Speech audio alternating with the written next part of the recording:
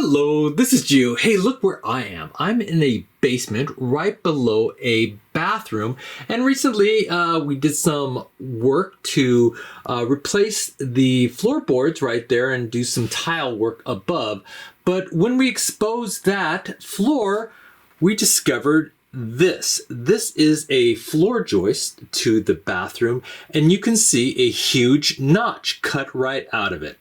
Now, there was some plumbing work done here with some electric cable right there, but that was not the cause of it. There was an old drain that ran right through this floor joist, and basically they just decided to cut a big notch out of it, just like that.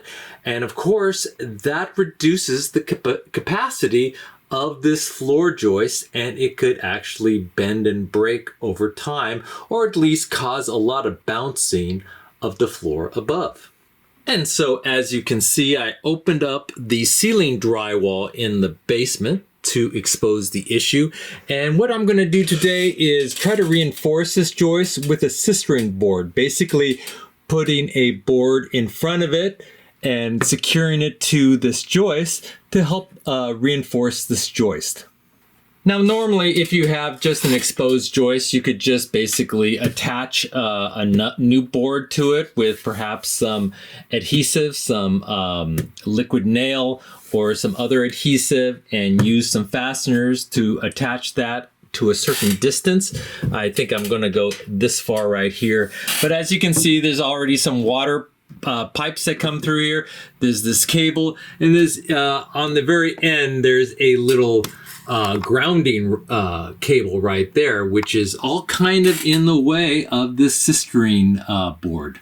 Also, this is an old house, and measuring the joist, I get about 7¼ inches, and traditional 2x8s today are about 7½ inches. So instead of, I don't really feel like I want to rip a 2x8. So I went ahead and just got a 2x6 here, which is about 5½ inches. So it won't fully support it, but it will be about this high.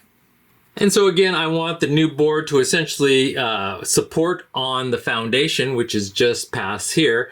And I want it to extend as far as I can, basically to right here. And I think that will support this cut adequately. And so I went ahead and cut a 2x6 to length, as you can see here. And as you can see, I had to notch out 2 spots for the water lines, and also a little notch here for that grounding cable. Now, I'm not sure there's much I could do about these notches, but for this grounding cable, I did make a little shim here. So when the cable goes through, I'll just add this shim so it could support the full load on that direction. And so for these notches, I don't think I could do much about these notches here. Let me rotate this. So the load of the floor is going to go this way. And so this part of the board will be in tension and so expand. And this will basically compress. And so hopefully these won't be a huge deal. But even if I put a strap here, the compression, the strap won't really help much. Mostly I'm interested in supporting the tensile strength on the bottom. So when this bows down, there'll be enough wood here to support that tensile force. And so to attach it to the floor joist, I'm going to use, of course, like 3-inch screws here, some wood screws, and kind of reinforce it right at the opening there, and then just kind of space them out about 12 inches as we go down. But I'm also going to use some construction adhesive. This is PL3X premium construction. You could also just use some really heavy duty liquid nail, but this should work pretty well. And I'm just going to apply it generously on the back and then clamp it to the joist, and then use the screws to secure it firmly. So as you can see, I added some liberal amounts of construction adhesive here. Again, this is the gap right here, and I kind of put a bead right at the bottom where that little bit still remains.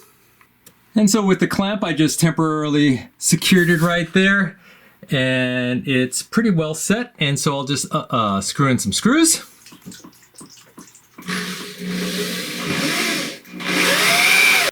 And there you go, the sister is attached, and hopefully it will support that joist a little bit better. Well, I hope you enjoyed this video. If you did, please hit that like button at the bottom of the screen and even consider subscribing to my channel. I have many more videos to come. Bye-bye.